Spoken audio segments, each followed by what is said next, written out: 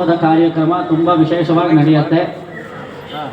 ಈ ದಿನದ ಉತ್ಸವದಲ್ಲಿ ಇತಿಹಾಸದಲ್ಲಿ ನಡೆದಂತಹ ಒಂದು ಅದ್ಭುತವಾದ ಘಟನೆಯನ್ನು ನೆನಪಿಸೋ ರೀತಿಯಲ್ಲಿ ಹಾಗೂ ಪುರಾಣದಲ್ಲಿ ನಡೆದಂತಹ ಒಂದು ಕಥಾನಕವನ್ನು ಸ್ಮರಣೆ ಮಾಡುವ ರೀತಿಯಲ್ಲಿ ಈ ಉತ್ಸವವನ್ನು ಏರ್ಪಾಡು ಮಾಡಿದ್ದಾರೆ ಹಿರಿಯರು. ಅಶ್ವವಾಹನದಲ್ಲಿ ಪರಮಾತ್ಮನಿಗೆ ಬೀದಿ ಪ್ರದಕ್ಷಿಣೆ ಆದ ನಂತರ ತಿರುಮಂಗಿ ಆಳ್ವಾರರ ಅದ್ಭುತವಾದ ವೃತ್ತಾಂತವನ್ನು ಸ್ಮರಣೆ ಮಾಡಲಿಕ್ಕೋಸ್ಕರ ಅಲ್ಲಿ ವಾಡಿನೇನ್ವಾಡಿ ಪಾಶುರದ ಅನುಸಂಧಾನವಾದ ನಂತರ ಇಲ್ಲಿ ಸಂಧಾನ ಸೇವೆ ಎಂಬ ಕಾರ್ಯಕ್ರಮದಲ್ಲಿ ನಾವೆಲ್ಲ ಸೇರಿದ್ದೇವೆ. ತಿರುಮಂಗಿ ಆಳ್ವಾರರ ಪ್ರಸಂಗವೇ ತುಂಬ ಅದ್ಭುತವಾದದ್ದು. ಪ್ರತಿನಿತ್ಯ 1,000 ಜನ ಬ್ರಾಹ್ಮಣರಿಗೆ ಭೋಜನ ಮಾಡಿಸಲೆಂದು ನಿರ್ಬಂಧವಿದ್ದಿದ್ದರಿಂದ ಕೂದವಲ್ಲಿ ಎಂಬಾಕೆಯನ್ನು ತಿರುಮಂಗಿ ಆಳ್ವಾರರು ವಿವಾಹ ಮಾಡಿಕೊಳ್ಳೋದಕ್ಕೋಸ್ಕರ ತುಂಬ ಇಷ್ಟಪಡ್ತಾರೆ. ಅವಳು ವಿವಾಹವಾಗಬೇಕಾದ್ರೆ ಕೆಲವು ನಿರ್ಬಂಧಗಳಿದೆ ಎಂದು ಹೇಳುತ್ತಾಳೆ ಕೂದವಲ್ಲಿ. ಅದೇನು ಅಂದರೆ ಪ್ರತಿನಿತ್ಯ 1,000 ಜನ ಬ್ರಾಹ್ಮಣರಿಗೆ ಭೋಜನ ಮಾಡಿಸಿದ್ರೆ ನೀವು ಪಂಚಸಂಸ್ಕಾರವನ್ನು ಮಾಡಿ ಭಗವಂತನಿಗೆ ಶರಣಾಗತಿ ಮಾಡಿದ್ರೆ ನಿಮ್ಮನ್ನು ವಿವಾಹವಾಗ್ತೀನಿ ಅಂತ ಕಂಡೀಷನ್ ಹಾಕಿದ್ಲಂತೆ. ಅದನ್ನು ಅನುಸರಿಸಿ ತಿರುಮಂಗಿ ಆಳ್ವಾರರು ಪಂಚಸಂಸ್ಕಾರ ಮಾಡಿಕೊಂಡು ಅವರು ನಿತ್ಯವೂ ಬ್ರಾಹ್ಮಣ ಸಂತರ್ಪಣೆ ಮಾಡಬೇಕಾದ್ರೆ ಅವರಲ್ಲಿ ಇದ್ದಂತಹ ಎಲ್ಲ ಐಶ್ವರ್ಯವೂ ಇದರಲ್ಲಿ ವ್ಯಯವಾಗತ್ತೆ. ಇದನ್ನು ಮುಂದುವರಿಸ್ಕೊಂಡು ಹೋಗಬೇಕು ತದಿಯಾರಾಧನೆ ಕೈಂಕರ್ಯ ಎಂಬುದಾಗಿ ಭಾವನೆ ಮಾಡಿದಂತಹ ಆಳ್ವಾರ್ ಕೆಲವು ದರೋಡೆಕೋರರನ್ನು ತಯಾರು ಮಾಡಿ ದರೋಡೆ ಮಾಡಿ ಯಾರಲ್ಲಿ ಹೆಚ್ಚಿಗೆ ಐಶ್ವರ್ಯ ಇರುತ್ತೋ, ಯಾರು ಕರಪ್ಷನ್ ಮಾಡಿ ಹಣಗಳನ್ನು ಕೂಡಿಟ್ಕೊಂಡಿರ್ತಾರೋ. ಶ್ರೀಮಂತರು ಅಂದರೆ ಯಾರು ಅಂತ ಒಂದು ಪ್ರಶ್ನೆ ಬರುತ್ತೆ. ಸಂಪತ್ತನ್ನು ಕೂಡಿಟ್ಕೊಂಡವರನ್ನ ಶ್ರೀಮಂತರು ಅಂತ ಹೇಳಲಿಕ್ಕೆ ಬರಲ್ಲ. ಸಂಪತ್ತನ್ನು ಕೊಡುವವರನ್ನು ಮಾತ್ರ ಶ್ರೀಮಂತರು ಅಂತ ಹೇಳಲಿಕ್ಕೆ ಸಾಧ್ಯ. ಯಾರು ದುಡ್ಡು ಕೊಡ್ತಾರೋ ಅವರು ಶ್ರೀಮಂತರು, ದುಡ್ಡು ಕೂಡಿಡೋರನ್ನ ಶ್ರೀಮಂತರು ಅಂತ ಹೇಳಲಿಕ್ಕೆ ಬರೋದು. ಆ ರೀತಿ ಯಾರು ಹೆಚ್ಚಿಗೆ ಹಣ ಕೂಡಿಟ್ಕೊಂಡಿರ್ತಾರೋ, ಸ್ವಾರ್ಥಕ್ಕೋಸ್ಕರ ಜೀವನ ಮಾಡ್ತಾ ಇರ್ತಾರೋ ಅಂಥವರಲ್ಲಿ ಹಣವನ್ನು ದರೋಡೆ ಮಾಡಿ ಯಾರಿಗಿಲ್ಲವೋ ಅವ್ರ ಹತ್ರ ಕೊಟ್ಟು ಸಮಾಜದಲ್ಲಿ ಒಂದು ರೀತಿಯಾದ ಕ್ರಾಂತಿಯನ್ನು ಏರ್ಪಡಿಸಿದಂಥವರು ತಿರುಮಂಗಿ ಆಳ್ವಾರ್. ಆ ಸಮಯದಲ್ಲಿ ಇವರ ತದಿಯಾರಾಧನೆಗೆ ಸಂತುಷ್ಟನಾದಂತಹ ಪರಮಾತ್ಮನು ತಾನೇ ಪ್ರತ್ಯಕ್ಷವಾಗಿ ಬಂದು ತಿರುಮಣಂಗೊಳ್ಳೆ ಎಂಬ ಪ್ರಾಂತ್ಯದಲ್ಲಿ ಲಕ್ಷ್ಮೀ ಸಹಿತನಾಗಿ ಅಶ್ವಾರೂಢನಾಗಿ ಬೀದಿ ಪ್ರದಕ್ಷಿಣೆ ಹೊರಡಬೇಕಾದ್ರೆ ದೂರಪ್ಪಾರ್ವಾನ್ ಎಂದು ತಿರುಮಂಗಿ ಆಳ್ವಾರರ ಶಿಷ್ಯ ದೂರದಿಂದಲೇ ನೋಡಿ ಅವನು ಹಾಕಿರುವಂತಹ ಆಭರಣಗಳೆಲ್ಲ ತುಂಬ ಅದ್ಭುತವಾಗಿದೆ, ದಿವ್ಯವಾದ ಆಭರಣಗಳು. ಇವನಿಂದ ನಾವು ಲೂಟಿ ಮಾಡಿದ್ರೆ ಈ ಜನ್ಮ ಅಲ್ಲ ಮುಂದಿನ ಜನ್ಮ 7 ಜನ್ಮಕ್ಕೂ ನಾವು ತದಿಯಾರಾಧನೆ ಮಾಡಬಹುದು ಎಂದು ಭಾವಿಸಿದವರೇ ಕಳ್ಳರನ್ನ ಕರ್ಕೊಂಡು ಹೋಗಿ ಸುಲಿಗೆ ಮಾಡೋದಕ್ಕೆ ಹೊರಡುತ್ತಾರೆ. ತಿರುಮಂಗಿ ಆಳ್ವಾರ್ ಭಗವಂತ ಸಾಕ್ಷಾತ್ತಾಗಿ ತಾನು ಹಾಕಿರುವಂತಹ ಎಲ್ಲ ಆಭರಣಗಳನ್ನು ಕಳಚಿ ಕೊಟ್ಬಿಟ್ಟಂತೆ. ತಿರುಮಂಗಿ ಆಳ್ವಾರರ ಕೈಯಲ್ಲಿ ಒಂದು ವಿಶೇಷವಾದ ವೇಲಿರುತ್ತೆ. ಅದನ್ನು ಭಗವಂತನ ಎದೆಯ ಭಾಗಕ್ಕಿಟ್ಟು ನೀನು ಹಾಕಿರೋ ಆಭರಣಗಳನ್ನೆಲ್ಲ ಕಳಚು ಅಂತ ಕೇಳಿದ್ರು. ತಿರುಮಂಗಿ ಆಳ್ವಾರರ ಆಜ್ಞೆಯನ್ನು ಪಾಲಿಸಿದಂತಹ ಪರಮಾತ್ಮನು ಎಲ್ಲ ಆಭರಣಗಳನ್ನು ಕಳಿಸಿ ಕಡೆಗೆ ಕಾಲುಂಗುರ ಮಾತ್ರ ಉಳಿದಾಗ ಆಳ್ವಾರರನ್ನು ಭಗವಂತ ಹೇಳ್ತಾನೆ, ನಿಮ್ಮ ಕೈಲಾದರೆ ನೀವೇ ಬಿಡಿಸ್ಕೊಳ್ಳಿ, ತುಂಬ ಗಟ್ಟಿಯಾಗಿದೆ, ನಮ್ಮಿಂದ ಬಿಡಿಸ್ಲಿಕ್ಕಾಗೋಲ್ಲ, ನೀವೇ ಅದಕ್ಕೆ ಕೈ ಹಾಕಿ ಬಿಡಿಸಿಕೊಳ್ಳಿ ಎಂದು ಹೇಳಿದಾಗ ಭಗವಂತನ ಪಾದವನ್ನು ಆಳ್ವಾರರು ಕೈಯಲ್ಲಿ ಹಿಡಿದು ಉಂಗುರವನ್ನು ಬಿಡಿಸ್ಕೊಳ್ಳೋದಕ್ಕೆ ಹೋಗಬೇಕಾದ್ರೆ ಭಗವಂತನ ಪಾದಸ್ಪರ್ಶದಿಂದ ಅವರಿಗೆ ಜ್ಞಾನೋದಯವಾಗುತ್ತೆ. ಅಲ್ಲಿವರೆಗೂ ಸಾಮಾನ್ಯ ಭಕ್ತರಾಗಿದ್ದಂತಹ ಆಳ್ವಾರ್ ಅಲ್ಲಿ ನಂತರ ಆಳ್ವಾರರಾಗಿ ಮಾರ್ತಾರೆ. ಭಕ್ತರಿಗೂ ಆಳ್ವಾರಿಗೂ ಇರ್ತಕ್ಕಂತಹ ವ್ಯತ್ಯಾಸ ಏನು ಅಂದರೆ ಸಾಧನಾ ಭಕ್ತಿ ಮಾಡೋದು ಬೇರೆ ವಿಷಯ. ಈ ತದಿಯಾರಾಧನೆ ಮಾಡ್ತಾ ಇದ್ರು ಆಳ್ವಾರರು. ಅದಕ್ಕೆ ಸಂತುಷ್ಟನಾದ ಪರಮಾತ್ಮನು ತಾನೇ ಪ್ರತ್ಯಕ್ಷವಾಗಿ ಬಂದು ನಾರಾಯಣ ಎಂಬ ನಾಮವನ್ನು ಉಪದೇಶ ಮಾಡಿ ಅವರನ್ನು ಆಳ್ವಾರರಾಗಿ ಮಾರ್ಪಡಿಸ್ತಾರೆ. ಪ್ರೇಮದ ಅತಿಶಯವನ್ನು ತಲುಪ್ತಾರೆ ಆಳ್ವಾರರು. ತಮ್ಮ ಹೃದಯದಲ್ಲಿದ್ದಂತಹ ಪ್ರೇಮಾನುಭವವನ್ನು ಪಾಶುರದ ಮೂಲಕ ಅಭಿವ್ಯಕ್ತಿಪಡಿಸ್ತಾರೆ. ಪ್ರಿಯ ತಿರುಮುಳಿ, ತಿರುನಂದಾಂಡಗ ಮೊದಲಾದ ಪಾಶುರಗಳಲ್ಲಿ ವೇದಕ್ಕೆ 6 ಅಂಗಗಳು. ಆ ರೀತಿ ನಂಬಾಳ್ವಾರರ 4 ಪ್ರಬಂಧಗಳಿಗೆ ಅಂಗವಾಗಿ 6 ದಿವ್ಯ ಪ್ರಬಂಧಗಳನ್ನು ತಿರುಮಂಗಿ ಆಳ್ವಾರ್ ಭಗವಂತನಿಗೆ ಸಮರ್ಪಣೆ ಮಾಡ್ತಾರೆ. ನಾರಾಯಣ ನಾಮದ ವೈಶಿಷ್ಟ್ಯವನ್ನು ಮೊದಲನೇ 10 ಪಾಶುರಗಳಲ್ಲಿ ತೋರಿಸ್ತಾರೆ. ನಾರಾಯಣ ಎಂದು ಹೇಳಿದರೆ ಕುಲಂ ತರುಂ ಸೆಲ್ವಂ ತಂದಿಡುಂ ಅಡಿಯಾರ್ಪಡು ತುಳಿಯರಾಗಿನವೆಲ್ಲ, ನಮಗೆ ಉತ್ತಮವಾದ ಕುಲ ಪ್ರಾಪ್ತವಾಗತ್ತೆ, ಅತ್ಯಧಿಕವಾದ ಐಶ್ವರ್ಯ ನಮಗೆ ಪ್ರಾಪ್ತವಾಗತ್ತೆ, ಕೈಂಕರ್ಯವೆಂಬ ಸಂಪತ್ತನ್ನು ನಾವು ಪಡ್ಕೊಳ್ತೇವೆ. ಹೆತ್ತ ತಾಯಿನ ಬಾಯಿನ ಸೆಯು, ಹೆತ್ತ ತಾಯಿಯಂತೆ ನಾರಾಯಣ ನಾಮ ನಮ್ಮನ್ನು ಕಾಪಾಡತ್ತೆ ಎಂದು ಹೇಳಿ ನಾರಾಯಣ ನಾಮದ ಸಾರದ ಅಮೃತವನ್ನು ಸವಿದು ಪಾಶುರದ ಮೂಲಕ ನಮ್ಮೆಲ್ಲರಿಗೂ ಕೊಟ್ಟಿದ್ದಾರೆ ತಿರುಮಂಗಿ ಆಳ್ವಾರ್. ಆ ವೃತ್ತಾಂತವನ್ನು ಸ್ಮರಣೆ ಮಾಡಿದ ನಂತರ ಇಲ್ಲಿ ಇವಾಗ ಸಂಧಾನ ಸೇವೆ ನಡೆಯುತ್ತೆ. ಇಲ್ಲಿ ಅಶ್ವಾರೂಢನಾಗಿ ಪರಮಾತ್ಮ ಬಂದಿದ್ದಾನೆ. ನಿನ್ನೆ ಭಗವಂತನಿಗೆ ಈ ರೀತಿಯಾದ ಒಂದು ಪರಿಕಲ್ಪನೆ ಪುರಾಣದಲ್ಲಿ ಹೇಳಲ್ಪಟ್ಟಿರುವಂತಹ ಒಂದು ಕತೆ. ಲಕ್ಷ್ಮೀ ಸಹಿತನಾಗಿ ಪರಮಾತ್ಮ ಶಯ್ಯಾಗ್ರಹದಲ್ಲಿ ಮಲಗಿರಬೇಕಾದ್ರೆ ರಾತ್ರಿ ಒಂದು ಹೊತ್ತಿನಲ್ಲಿ ಮಹರ್ಷಿಗಳೆಲ್ಲ ಭಗವಂತನನ್ನು ಪ್ರಾರ್ಥನೆ ಮಾಡಿಕೊಳ್ತಾರೆ. ರಾತ್ರಿಯ ವೇಳೆ ರಾಕ್ಷಸರಿಗೆ ಬಲ ಅಧಿಕವಾಗಿರುತ್ತೆ. ಯಜ್ಞಯಾಗಾದಿಗಳನ್ನು ಮಾಡುವುದರ ಮೂಲಕ ಉಪಾಸನೆ ಮಾಡ್ತಾ ಇದ್ದಂತಹ ಮಹರ್ಷಿಗಳಿಗೆ ತೊಂದರೆ ಮಾಡ್ತಾರೆ ರಾಕ್ಷಸರು. ಆಗ ಮಹರ್ಷಿಗಳೆಲ್ಲ ಸೇರಿ ಪರಮಾತ್ಮನಿಗೆ ಪ್ರಾರ್ಥನೆ ಮಾಡಿದ ತಕ್ಷಣ ಲಕ್ಷ್ಮಿಯ ಪಕ್ಕದಲ್ಲಿ ಮಲಗಿದ್ರೂ ಸಹ ಮಹರ್ಷಿಗಳ ಕೂಗಿಗೆ ಎದ್ದವನೇ ನಡುರಾತ್ರಿ ಲಕ್ಷ್ಮಿಯ ಅನುಮತಿ ಇಲ್ಲದೆ ಹೊರಟು ಬಿಡ್ತಾನೆ ಭಗವಂತ. ಅಶ್ವದ ಮೇಲೆ ಕೂತು ಆ ರಾಕ್ಷಸರನ್ನು ಬೇಟೆಯಾಡೋದಕ್ಕೋಸ್ಕರ ಹೊರಡ್ತಾನೆ. ಕಾಡಿನಲ್ಲಿ ದುಷ್ಟ ಮೃಗಗಳನ್ನೆಲ್ಲ ಬೇಟೆಯಾಡಿ ರಾಕ್ಷಸರನ್ನೆಲ್ಲ ವಧೆ ಮಾಡಿದ ನಂತರ ಮಹರ್ಷಿಗಳಿಂದ ಅವನು ಉಪಚಾರಗಳನ್ನೆಲ್ಲ ಸ್ವೀಕಾರ ಮಾಡ್ತಾನೆ. ಮಾಡಿದ ನಂತರ ಬೆಳಗಿನ ಜಾವ ಭಗವಂತ ತನ್ನ ಅಂತಗ್ರಹಕ್ಕೆ ಪ್ರವೇಶ ಮಾಡಬೇಕಾದ್ರೆ ಲಕ್ಷ್ಮೀದೇವಿ ಭಗವಂತನ ವಿಷಯದಲ್ಲಿ ಮುನಿಸಿಕೊಂಡಿರುತ್ತಾಳೆ. ರಾತ್ರಿ ಒಂದು ಹೊತ್ತು ಹೇಳದೆ ಹೊರಟಿದ್ರಿಂದ ಅವಳಿಗೆ ಕೋಪ ಬರುತ್ತೆ ಪರಮಾತ್ಮನ ವಿಷಯದಲ್ಲಿ. ಇದನ್ನು ಪ್ರಣಯ ಕಲಹ ಅಂತ ಕರೀತಾರೆ. ನಾವು ಪ್ರಣಯ ಕಲಹ ಇದ್ದರೆ ಸರಿಯಾಗಿರುತ್ತೆ. ಪ್ರೇಮದಲ್ಲಿ ಸ್ವಲ್ಪ ಕಲಹ ಇರುತ್ತೆ, ಸಿಹಿ ಕಹಿ ಎರಡು ಸಂಸಾರದಲ್ಲಿ ಇರುತ್ತೆ, ಅದನ್ನು ಅನುಭವಿಸ್ಕೊಂಡು ಹೋಗಬೇಕು. ದಾಂಪತ್ಯ ಜೀವನ ನಾವು ಸೀತಾರಾಮರನ್ನು ನೋಡಿ ಕಲಿಯಬೇಕು. ಅವರೇ ಆದರ್ಶ ದಂಪತಿಗಳು ಅಂತ ಹೇಳ್ತಾರೆ. ಇವತ್ತು ಅಲಂಕಾರ ಮಾಡಬೇಕಾದ್ರೆ ನಮ್ಮ ನವನೀತ ಭಟ್ರ ಸ್ವಾಮಿ ಒಂದು ಪ್ರಶ್ನೆ ಕೇಳಿದ್ರು. ಪ್ರತಿನಿತ್ಯ ಒಂದು ಅದ್ಭುತವಾದ ಅಲಂಕಾರದಲ್ಲಿ ದೇವರನ್ನು ದರ್ಶನ ಮಾಡಿಸ್ತಾ ಇದ್ದಾರೆ ಭಟ್ರ ಸ್ವಾಮಿಗಳೆಲ್ಲ ಸೇರಿ. ನಿನ್ನೆ ಒಂದು ವಿಧವಾದ ಅಲಂಕಾರ, ಮೊನ್ನೆ ಒಂದು ಅಲಂಕಾರ, ಎಲ್ಲ ಆಭರಣಗಳನ್ನು ದೇವರು ತುಂಬ ಅದ್ಭುತವಾಗಿ ನಮಗೆ ದರ್ಶನ ಕೊಡ್ತಾ ಇದ್ದಾನೆ ಎಲ್ಲ ವೇಷಭೂಷಣಗಳೊಂದಿಗೆ. ಇವತ್ತು ಕೈಯಲ್ಲಿ ವಿಶೇಷವಾಗಿ ಬಿಲ್ಲು ಹಿಡಿದಿದ್ದಾನೆ ದೇವರು. ನವನೀತ್ ಭಟ್ರ ಸ್ವಾಮಿ ಪ್ರಶ್ನೆ ಏನು ಅಂದರೆ, ಬೇಟೆಯಾಡೋದಕ್ಕೆ ಹೊರಡಬೇಕಾದ್ರೆ ಬಿಲ್ಲಿರೋದು ಸಹಜ, ಆದರೆ ಅನುಗ್ರಹ ಮಾಡೋದಕ್ಕೋಸ್ಕರ ಹೊರಡಬೇಕಾದ್ರೆ ಭಗವಂತ ಕೈಯಲ್ಲಿ ಏಕೆ ಬಿಲ್ಲನ್ನು ಹಿಡಿದ? ನಾವು ಕೋದಂಡರಾಮನನ್ನು ಕೋದಂಡವಿಲ್ಲದೆ ದರ್ಶನ ಮಾಡೋದಕ್ಕೆ ಸಾಧ್ಯವೇ ಇಲ್ಲ. ಯಾವಾಗಲೂ ಕೈಯಲ್ಲಿ ಕೋದಂಡ ಇರತ್ತಲ್ಲ, ಅದಕ್ಕೆ ಕಾರಣ ಏನು ಅಂತ ಅವ್ರು ಕೇಳಿದ್ರು. ನಾನು ನಮ್ಮ ಗುರುಗಳ ಬಳಿ ಕೇಳಿದಂತಹ ವಿಷಯವನ್ನು ಅವ್ರಿಗೆ ಹೇಳಿದೆ. ಕೈಯಲ್ಲಿ ಯಾವಾಗಲೂ ರಾಮನಿಗೆ ಕೋದಂಡ ಇರುತ್ತೆ. ಈ ಪ್ರಶ್ನೆ ಸೀತಾದೇವಿ ಕೇಳ್ತಾಳೆ. ದಂಡಕಾರಣ್ಯಕ್ಕೆ ಪ್ರವೇಶ ಮಾಡೋದಕ್ಕಿಂತ ಮುಂಚೆ ಸುತೀಕ್ಷ್ಣರ ಆಶ್ರಮದಲ್ಲಿರಬೇಕಾದ್ರೆ ಮಹರ್ಷಿಗಳೆಲ್ಲ ಬಂದು ರಾಮನಿಗೆ ಶರಣಾಗತಿ ಮಾಡ್ತಾರೆ. ದಂಡಕಾರಣ್ಯದಲ್ಲಿದ್ದಂತಹ ರಾಕ್ಷಸರೆಲ್ಲ ಮಹರ್ಷಿಗಳಿಗೆ ತೊಂದರೆ ಕೊಡ್ತಾರೆ.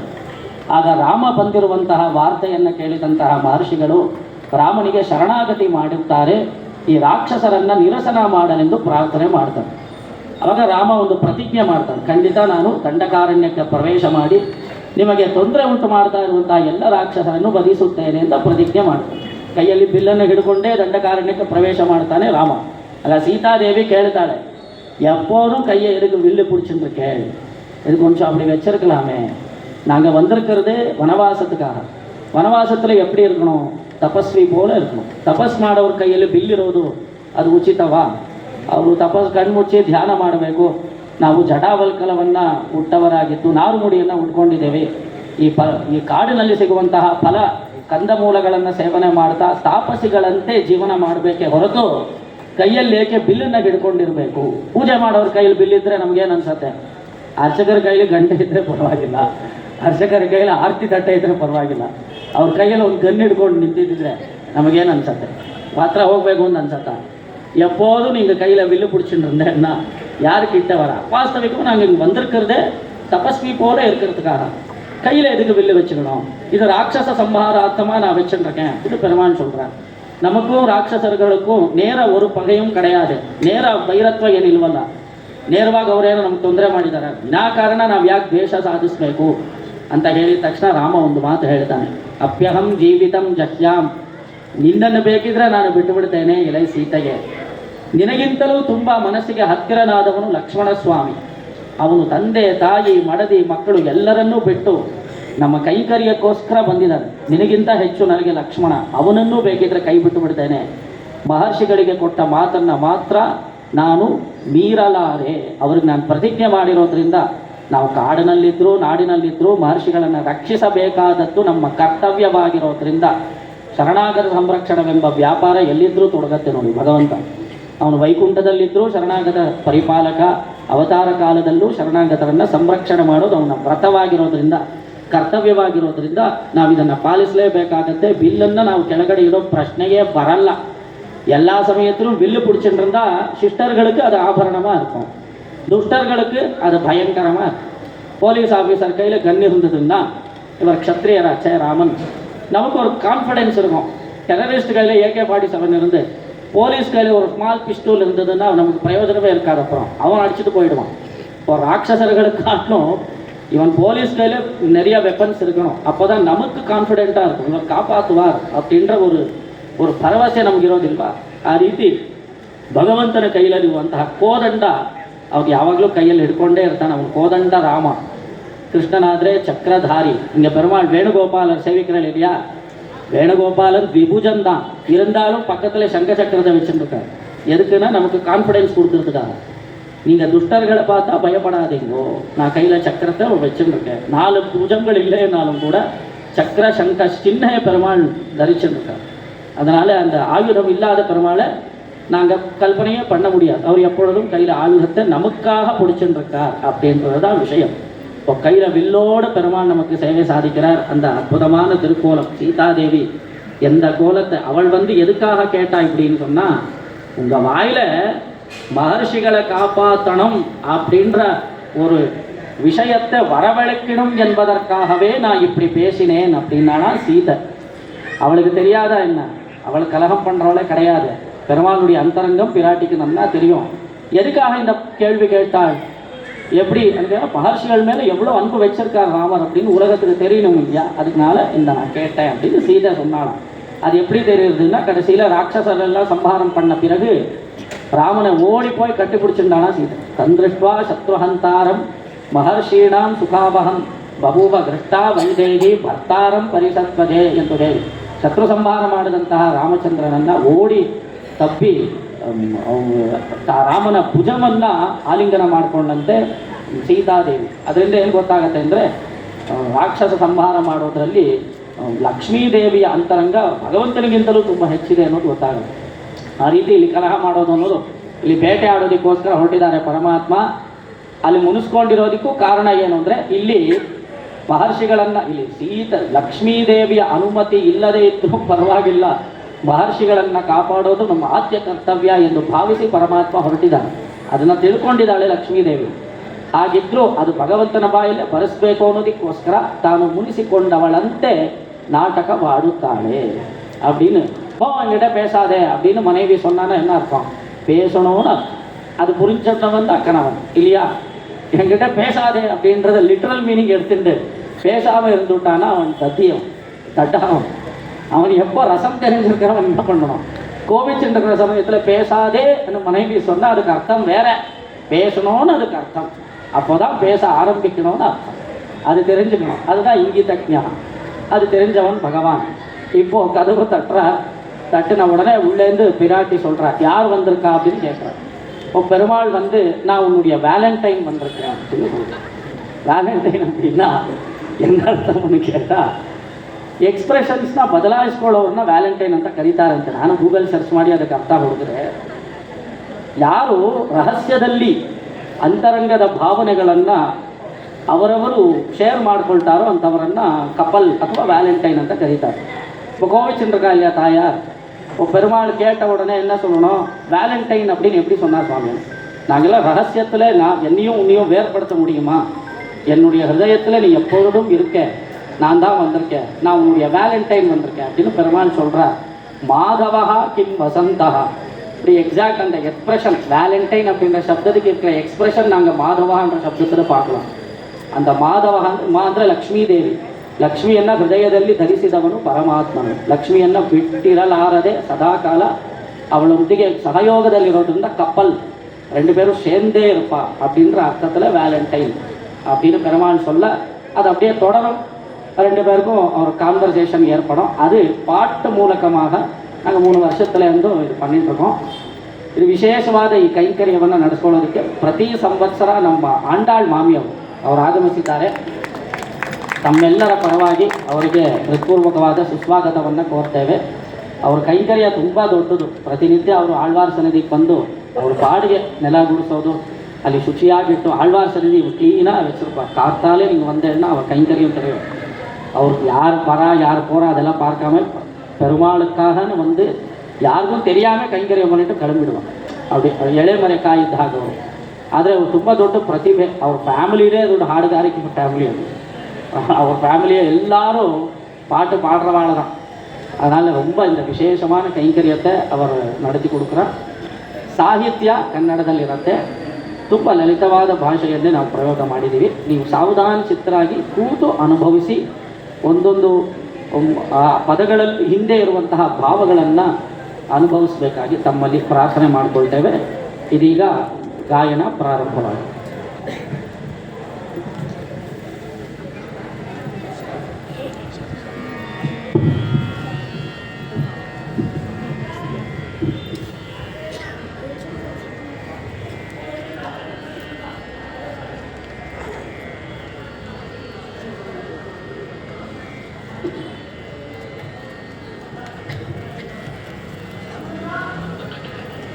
ಶ್ರೀಮತಿ ರಾಮಾನುಜಾಯ ನಮಃ.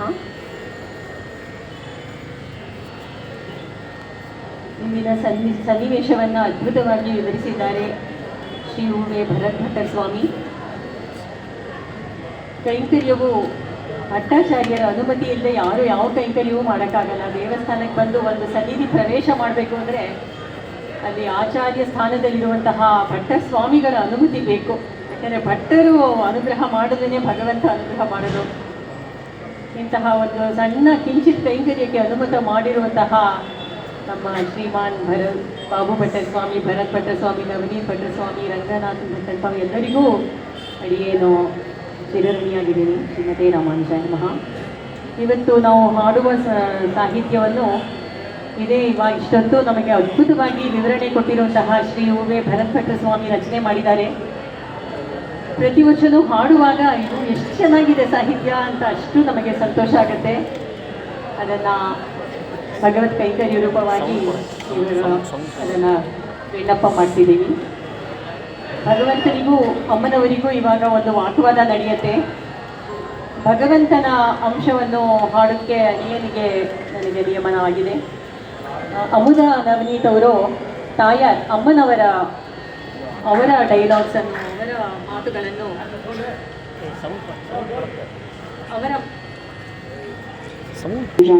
ಅಮುದ ನವನೀತ್ ಅವರು ಅಮ್ಮನವರ ಪಾರ್ಟನ್ನು ಅವರು ಹಾಡ್ತಾರೆ.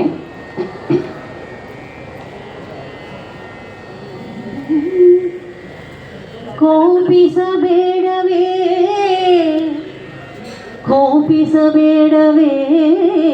ಸಿರಿಯೇ, ಬಾಗಿಲ ಬಡಿದು ತಡೆಯುವುದು ಸರಿಯೇ, ಬಾಗಿಲ ಬಡಿದು ತಡೆಯುವುದು ಸರಿಯೇ. ಕೋಪಿಸಬೇಡವೇ ಸಿರಿಯೇ, ಬಾಗಿಲ ಬಡಿದು ತಡೆಯುವುದು ಸರಿಯೇ. ರಾತ್ರಿಯ ನಡುವಿನ ವೇಳೆ ನೀವು ಮಡದಿಯ ಮರೆತು ಹೊರಟಿದ್ದು ಸರಿಯೇ. ರಾತ್ರಿಯ ನಡುವಿನ ವೇಳೆ ನೀವು ಮಡದಿಯ ಮರೆತು ಹೊರಟಿದ್ದು ಸರಿಯೇ. ರಾತ್ರಿಯ ನಡುವಿನ ವೇಳೆ ನೀವು ಮಡದಿಯ ಮರೆತು ಹೊರಟಿದ್ದು ಸರಿಯೇ. ಬಕುತರ ಕಾಯಲು ನಾವು ವೇಳೆಯ ನೋಡಲು ಸಾಧ್ಯವೇ. ಬಕುತರ ಕಾಯಲು ನಾವು ವೇಳೆಯ ನೋಡಲು ಸಾಧ್ಯವೇ. ಬಕುತರ ಕಾಯಲು ನಾವು ವೇಳೆಯ ನೋಡಲು ಸಾಧ್ಯವೇ. ತುಟಿ ಕೆಂಪಡರಿದೆ, ಕೂದಲು ಕೆದರಿದೆ, ಗಂಧದ ಪರಿಮಳ ಮೈಯಲ್ಲಿ ತುಂಬಿದೆ. ಹೂವಿನ ಮಾಲೆಯ ಧರಿಸಿ ಯಾವ ಸವತಿಯ ಸರಸಕ್ಕೆ ಹೋದಿರಿ. ಹೂವಿನ ಮಾಲೆಯ ಧರಿಸಿ ಯಾವ ಸವತಿಯ ಸರಸಕ್ಕೆ ಹೋದಿರಿ. ಹರಸಿ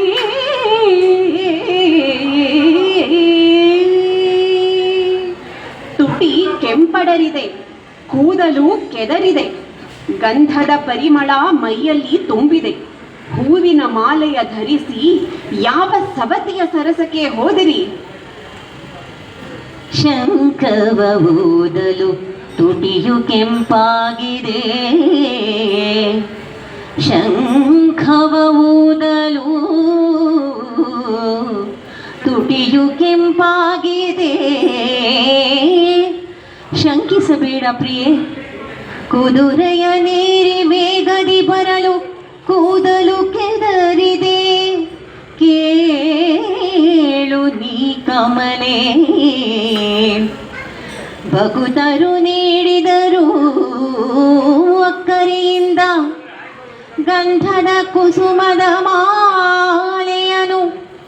ಕೋಪಿಸಬೇಡವೇ ಸಿರಿಯೇ, ಕೋಪಿಸಬೇಡವೇ ಸಿರಿಯೇ.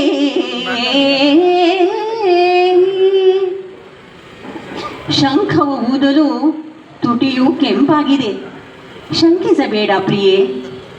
ಕುದುರೆಯ ನೀರಿ ವೇಗದಿ ಬರಲು ಕೂದಲು ಕೆದರಿದೆ. ಕೇಳು ನೀ ಕಮಲೆ, ಭಕುತರು ನೀಡಿದರು ಅಕ್ಕರೆಯಿಂದ ಗಂಧದ ಕುಸುಮದ ಮಾಲೆಯನು. ಕೋಪಿಸಬೇಡವೇ ಸಿರಿಯೇ. ಆಹಾ, ಇದಾವುದನ್ನು ನಾನು ನಂಬಲಾರೆ, ಇದಾವುದನ್ನು ನಾನು ನಂಬಲಾರೆ, ಇದಾವುದನ್ನು ನಾನು ನಂಬಲಾರೆ. ಶೋಭನಶೀಲೆ ಸುಂದರ ಬಾಳೆ, ಶೋಭನಶೀಲೆ ಸುಂದರ ಬಾಲೆ. ಆದರೂ ಕೋಪವು ಮೂಗಿನ ಮೇಲೆ, ಕೋಪವು ಮೂಗಿನ ಮೇಲೆ. ಮಡುವಲಿ ಬಿದ್ದು ಮುಳುಗದೆ ಎದ್ದು ಪ್ರಾಮಾಣಿಕನೆಂದು ದೃಢಪಡಿಸಲೇ, ಮಡುವಲಿ ಬಿದ್ದು ಮುಳುಗದೆ ಎದ್ದು ಪ್ರಾಮಾಣಿಕನೆಂದು ದೃಢಪಡಿಸಲೇ ಬಾಲೆ. ಶೋಭನಶೀಲೆ ಸುಂದರ ಬಾಲೆ, ಆದರೂ ಕೋಪವು ಮೂಗಿನ ಮೇಲೆ. ಮಡುವಲಿ ಬಿದ್ದು ಮುಳುಗದೆ ಎದ್ದು ಪ್ರಾಮಾಣಿಕನೆಂದು ದೃಢಪಡಿಸಲೇ, ನಾನು ಪ್ರಾಮಾಣಿಕನೆಂದು ದೃಢಪಡಿಸುತ್ತೀನಿ. ಸಮುದ್ರವೇ ನಿಮಗೆ ಮಂಚವಾಗಿರುವಾಗ, ಸಮುದ್ರವೇ ನಿಮಗೆ ಮಂಚವಾಗಿರುವಾಗ, ಮಡುವಿನ ನೀರು ಏನು ತಾನೇ ಮಾಡಿತು? ಸಾಕು ಮಾಡಿ ಸುಳ್ಳನು ನಂಬಲಾರೇನು, ಸಾಕು ಮಾಡಿ ಸುಳ್ಳನು ನಂಬಲಾರೆನು. ಸಮುದ್ರವೇ ನಿಮಗೆ ಮಂಚವಾಗಿರುವಾಗ ಮಡುವಿನ ನೀರು ಏನು ತಾನೇ ಮಾಡಿತು? ಸಾಕು ಮಾಡಿ ಸುಳ್ಳನು ನಂಬಲಾರೆ. ಸರ್ಪದ ಬಾಯಲ್ಲಿ ಕೈಯನ್ನಿಡುವೆ, ಸತ್ಯಸಂಧನನಾದರೆ ಕಚ್ಚುವುದಿಲ್ಲ. ಸರ್ಪದ ಬಾಯಲ್ಲಿ ಕೈಯನ್ನಿಡುವೆ, ಸತ್ಯಸಂಧನನಾದರೆ ಕಚ್ಚುವುದಿಲ್ಲ. ಪ್ರಿಯೆ, ಸರ್ಪದ ಬಾಯಲ್ಲಿ ಕೈಯನ್ನಿಡುವೆ, ನಾನು ಸತ್ಯಸಂಧನಾದರೆ ಆ ಸರ್ಪವು ನನ್ನ ಕಚ್ಚುವುದಿಲ್ಲ. ಶೇಷನ ಮೇಲೆ ಮಲಗುವ ನಿಮ್ಮನು ಸರ್ಪವು ಕಚ್ಚಲು ಸಾಧ್ಯವೇ ಇಲ್ಲ. ಶೇಷನ ಮೇಲೆ ಮಲಗುವ ನಿಮ್ಮನು ಸರ್ಪವು ಕಚ್ಚಲು ಸಾಧ್ಯವೇ ಇಲ್ಲ, ಸಾಧ್ಯವೇ ಇಲ್ಲ. ಶೇಷನ ಮೇಲೆ ಮಲಗುವ ನಿಮ್ಮನ ಸರ್ಪವು ಕಚ್ಚಲು ಸಾಧ್ಯವೇ ಇಲ್ಲ. ರತಿಯೇ ಸಖಿಯೇ ಚಂದ್ರಮುಖಿಯೇ ಅಪರಾಧಿ ನಾನಲ್ಲ, ಅಪರಾಧ ಎನದಲ್ಲ. ಸಾಕ್ಷಿಗೆ ಚಂದ್ರನ ಕೇಳಿ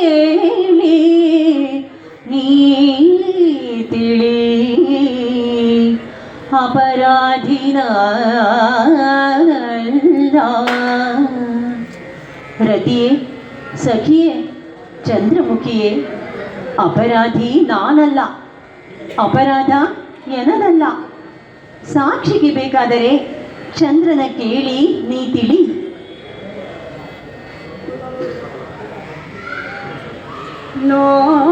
ಲೋಕವ ಬೆಳಗುವ ರವಿಯೋ ಚಂದ್ರನು, ನಿನ್ನ ಕಣ್ಣಲ್ಲಿ ನೆಲೆಸಿಹರಲ್ಲವೇ ಅವರು ಸಾಕ್ಷಿಯಾಗಲು ಸಾಧ್ಯವೇ? ಚಂದ್ರನೂ ರವಿಯೂ ಸಾಕ್ಷಿಯಾಗಲು ಸಾಧ್ಯವೇ? ಲೋಕವ ಬೆಳಗುವ ರವಿಯು ಚಂದ್ರನು ನಿಮ್ಮ ಕಣ್ಣಲ್ಲಿಯೇ ನೆಲೆಸಿದ್ದಾರಲ್ಲ, ಅವರು ಸಾಕ್ಷಿಯಾಗಲು ಸಾಧ್ಯವೇ? ಬ್ರಹ್ಮನ ಕೇಳು, ಇಂದ್ರನ ಕೇಳು, ಬ್ರಹ್ಮನ ಕೇಳು, ರುದ್ರನ ಕೇಳು. ಸಾಕ್ಷಿಗೆ ಇಂದ್ರನ ಕೇಳಿ ನೀಗರಿಯೇ ಪ್ರಿಯೇ. ಬ್ರಹ್ಮನ ಕೇಳು, ರುದ್ರನ ಬೇಕಾದರೂ ಕೇಳು, ಸಾಕ್ಷಿಗೆ ಇಂದ್ರನ ಕೇಳಿ ನೀ ಅರಿಯೇ ಪ್ರಿಯೇ. ದೇವ ಸಮೂಹವು ನಿಮ್ಮಯ ದಾಸರು, ಹಾಗಲಕಾಯಿಗೆ ಬೇವು ಸಾಕ್ಷಿಯೇ. ದೇವ ಸಮೂಹವು ನಿಮ್ಮಯ ದಾಸರು, ಹಾಗಲಕಾಯಿಗೆ ಬೇವು ಸಾಕ್ಷಿಯೇ. ದೇವ ಸಮೂಹವು ನಿಮ್ಮಯ್ಯ ದಾಸರು, ಹಾಗಲಕಾಯಿಗೆ ಬೇವು ಸಾಕ್ಷಿಯೇ. ರತಿಯೇ, ಸಖಿಯೇ, ಚಂದ್ರಮುಖಿಯೇ, ತಪ್ಪು ನನ್ನದೇ, ಕ್ಷಮಿಸು, ಶಿಕ್ಷಿಸು ಬೇಗನೆ ಪ್ರಿಯೆ, ಶಿಕ್ಷಿಸು ಬೇಗನೆ. ಬಾಹುಗಳೆಂಬ ಹಗ್ಗದಿ ಬಿಗಿದು ಕಣ್ಣಿನ ನೋಟದ ಚಾವಟಿ ಬೀಸು, ಕೋಮಳ ವಕ್ಷಸ್ಥಳ ಬೆಟ್ಟದಿ ತಳ್ಳಿ, ಪ್ರೇಮದ ಸಾಗರದೊಳಗೆ ಮುಳುಗಿಸು, ಪ್ರೇಮದ ಸಾಗರದೊಳಗೆ ಮುಳುಗಿಸು. ಕತ್ತಲೆ ಕೋಣೆಯ ಶಯನದ ಮೇಲೆ ತಳ್ಳಿ, ಬಾಗಿಲ ಬಡಿದು ನನ್ನನ್ನು ಮನ ಬಂದಂತೆ ಶಿಕ್ಷಿಸು ಪ್ರಿಯೇ. ಬೇಗನೆ ಮನ ಬಂದಂತೆ ಶಿಕ್ಷಿಸು ಪ್ರಿಯೇ.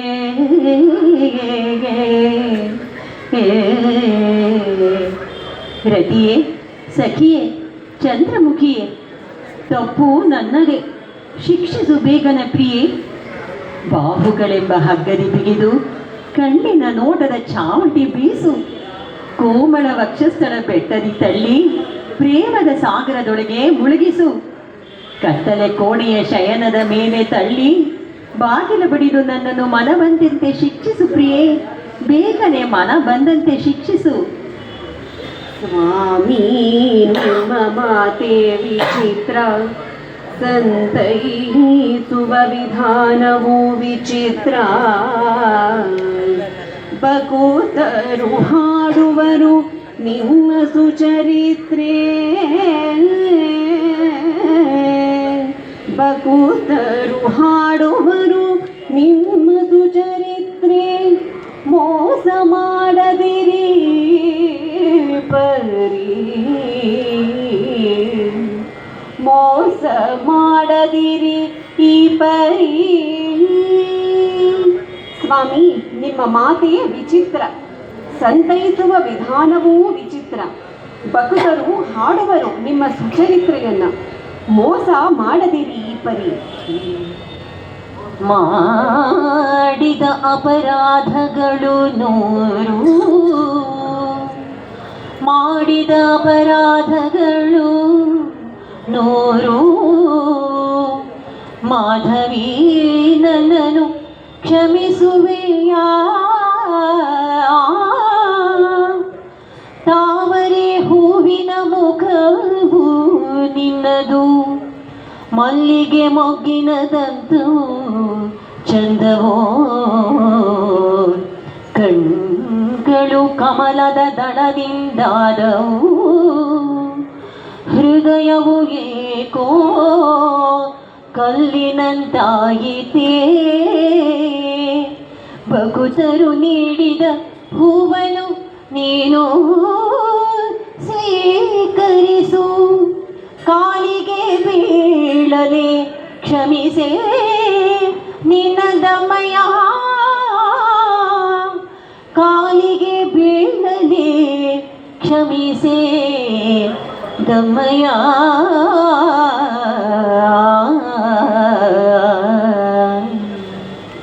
ಮಾಡಿದ ಅಪರಾಧಗಳು 100. ಮಾಧವಿ ನನ್ನನ್ನು ಕ್ಷಮಿಸುವೆಯಾ? ತಾವರೆ ಹೂವಿನ ಮುಖವೂ ನಿನ್ನದು, ಮಲ್ಲಿಗೆ ಮೊಗ್ಗಿನ ದಂತವೂ ಚಂದವೋ. ಕಣ್ಗಳು ಕಮಲದ ದಳದಿಂದಾದವು, ಹೃದಯವೋ ಏಕೋ ಕಲ್ಲಿನಂತಾಯಿತೆ. ಹೃದಯವೋ ಏಕೋ ಕಲ್ಲಿನಂತಾಯಿತೆ.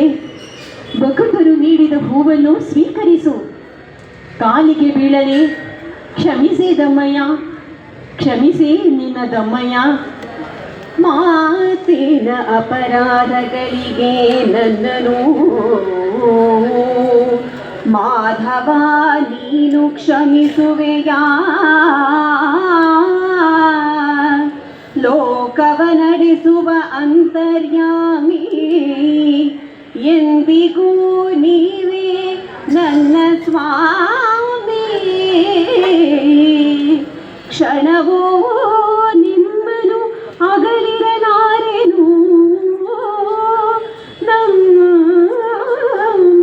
ಈ ಸಂಬಂಧ ಹಾಲು ಜೇನು. ಅಂತಿಮವಿಲ್ಲದ ಪ್ರೇಮದ ಅನುಭವ, ನಮ್ಮ ಈ ಬಂಧವು ಅವಿನಾಭಾವ. ಮಾತಿನ ಅಪರಾಧಗಳಿಗೆ ನನ್ನ ಕ್ಷಮಿಸೆ, ನನ್ನ ಕ್ಷಮಿಸೆ, ನನ್ನ ಕ್ಷಮಿಸೆ. ಪ್ರಣಯದ ಕಲಹವು ನಿಲ್ಲಲಿ, ಲೋಕಕ್ಕೆ ಮಂಗಳವಾಗಲಿ. ಪ್ರಣಯದ ಕಲಹವು ನಿಲ್ಲಲಿ, ಲೋಕಕ್ಕೆ ಮಂಗಳವಾಗಲಿ. ದಂಡವ ಧರಿಸಿದ ನಾರಾಯಣ, ಕರುಣೆಯೋ ತುಂಬಿದ ಲಕುಮಿಯೋ ಸೇರಿ, ಪ್ರಣಯದ ಕಲಹವು ನಿಲ್ಲಲಿ, ಲೋಕಕ್ಕೆ ಮಂಗಳವಾಗಲಿ, ಲೋಕಕ್ಕೆ ಮಂಗಳವಾಗಲಿ. ಜೈ ಜೈ ಸೀತಾ ಮಾತೆಗೆ, ಮಾರುತಿ ವಂದ್ಯ ಶ್ರೀರಾಮಗೆ. ಜೈ ಜೈ ಸೀತಾದೇವಿಗೆ, ಭರತನು ಭಜಿಸುವ ಶ್ರೀರಾಮಗೆ. ಭರತನು ಭಜಿಸುವ ಶ್ರೀರಾಮಗೆ. ಜೈ ಜೈ ಸೀತಾರಾಮಗೆ, ಜೈ ಜೈ ಸೀತಾರಾಮಗೆ. ಜೈ ಜೈ ಸೀತಾರಾಮಗೆ, ಜೈ ಜೈ ಸೀತಾರಾಮಗೆ, ಜೈ ಜೈ ಸೀತಾರಾಮಗೆ. ಶ್ರೀಮತಿ ರಾಮಾನುಜಾಯ ನಮಃ. ಇಂಥ ಅವಕಾಶವನ್ನು ಕಲ್ಪಿಸಿಕೊಟ್ಟ ಶ್ರೀ ವೇಣುಗೋಪಾಲ ಸ್ವಾಮಿ ದೇವಸ್ಥಾನದ ಸಮಸ್ತ ಆಚಾರ್ಯವರಿಯರಿಗೂ, ಭಗವಂತನಿಗೂ, ಅಮ್ಮನವರಿಗೂ ನಮ್ಮ ಅನಂತಾನಂತ ಕೋಟ್ಯಾನು ಕೋಟಿ ಧನ್ಯವಾದಗಳು. ಶ್ರೀಮತಿ ರಾಮಾನುಜಾಯ ನಮಃ.